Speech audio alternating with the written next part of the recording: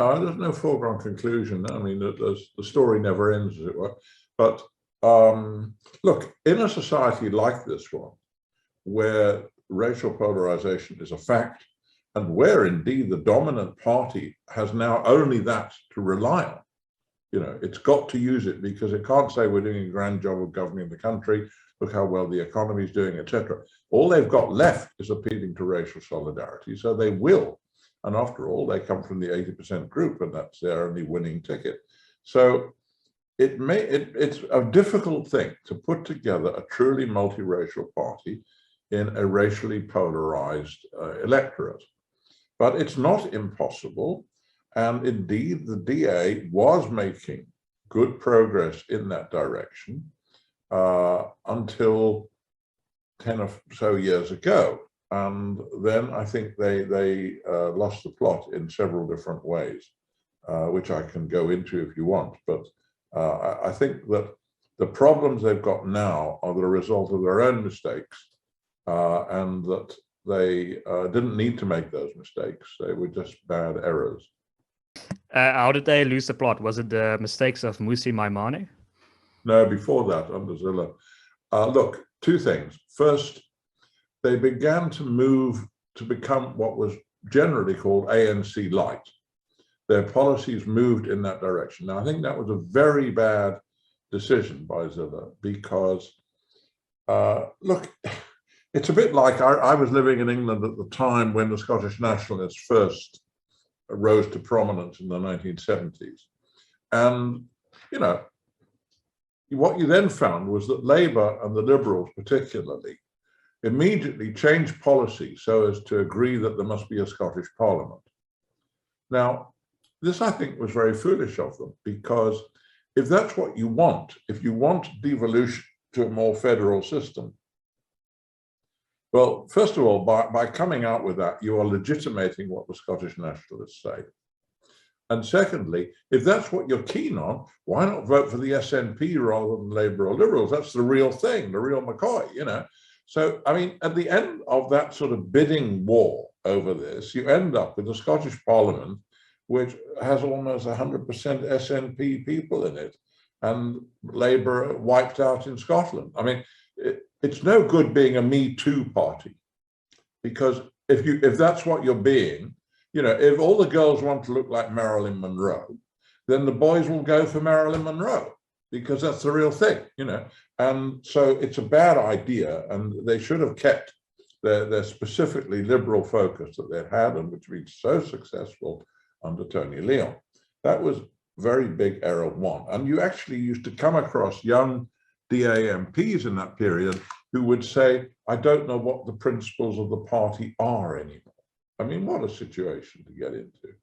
But secondly, they went in for identity politics, where they would get hold of particularly African people, though not only, also, of course, Patricia DeLille, and recruit them into the party and almost immediately give them absolutely top jobs.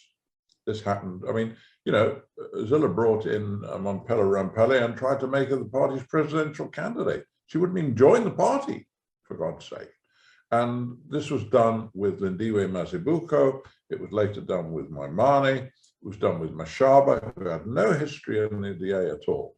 Now, in every case, what you're doing is you're taking people with no record or history in that party, no traditional loyalty to it, and by jumping them to the top, we've seen this, of course, over and over again in South Africa. It's affirmative action stuff. What you basically say to them is, you don't have to go through the normal career building phase. We're going to jump you straight to the top of the queue, and maybe you will be the leader of the party. And, people that you do that to usually believe that this isn't affirmative action, it's due to their own extraordinary merit. And it tends to make them rather difficult and rather demanding and so forth. And then, of course, if they don't cut it, you've got a big problem, because you build them right up. They will be extremely offended if you demote them at all. And then they peel off and start other competing parties, which take away your vote. And that the DA has done all of those things. And it was first of all, it was ridiculous to think that you could simply get African votes by putting in a couple of Africans jumping them to the top like that.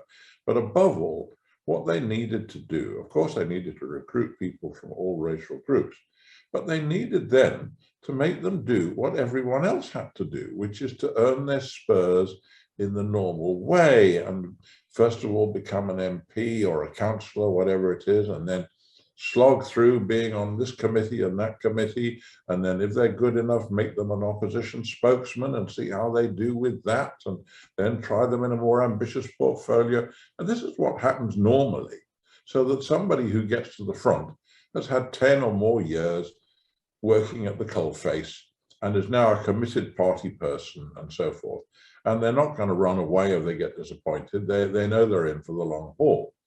That's what they should have done. But they were in a hurry because they thought that, you know, if we've got somebody, a prominent African by the next election, we'll get African votes. Well, it's not that simple. Anyway, the result was disastrous. And what it meant was that they had been gaining at every election after election. They had a wonderful feeling of momentum and optimism, which ran through all their supporters, and they spoilt it. And they lost that momentum. And I think their supporters are very resentful of this and in a bad temper with the party. You came across it a lot in the last elections, that they were not in a good mood at all, and that even party regulars would tell you that they were worried because would people bother to vote, and they were, you know, they were fed up. And this, I'm afraid, was all self-inflicted damage. It need not have happened.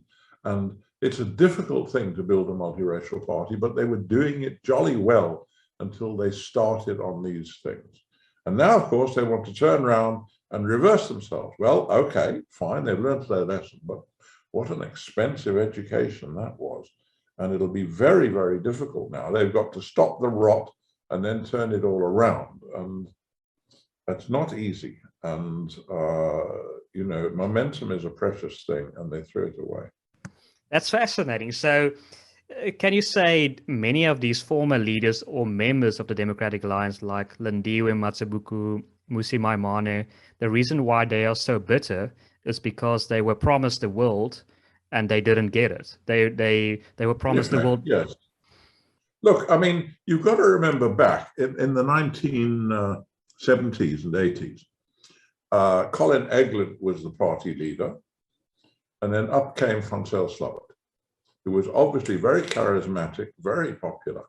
And so they went to Eglin and said, listen, Colin, a lot of people would like Francel to be leader. Would you step down?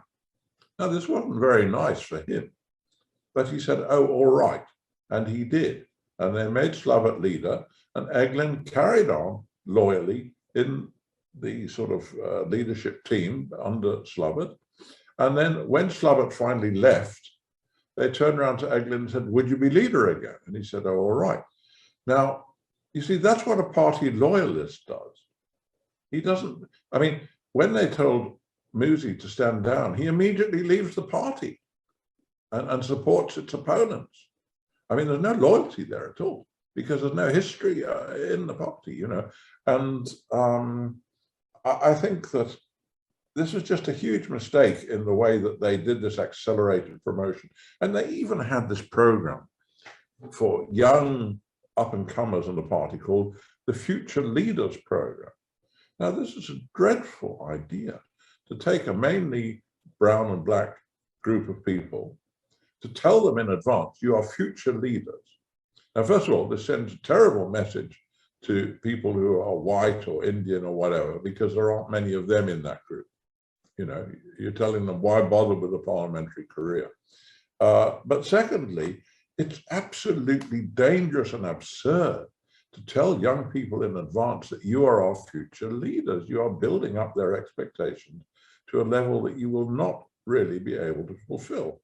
And you've got to let them, look, if it's always been true for white politicians who had better life chances and better educations and so forth, that they had to earn their spurs by slogging away for years on the back benches or whatever, before they got to leadership positions. Why should you decide that for people who've had many less advantages, that you can skip all that? It's completely ridiculous. And the truth is that it was done for short-term electoral reasons, and it shouldn't have been. It was a very big and very naive mistake. Absolutely. Can one say Helen Zille is one of the main reasons why the DA is struggling at the moment, and it would be best if she retired from politics? Well, I know a lot of people do feel that, and I think that that opinion has probably hardened over the period because, look, she has many merits, of course.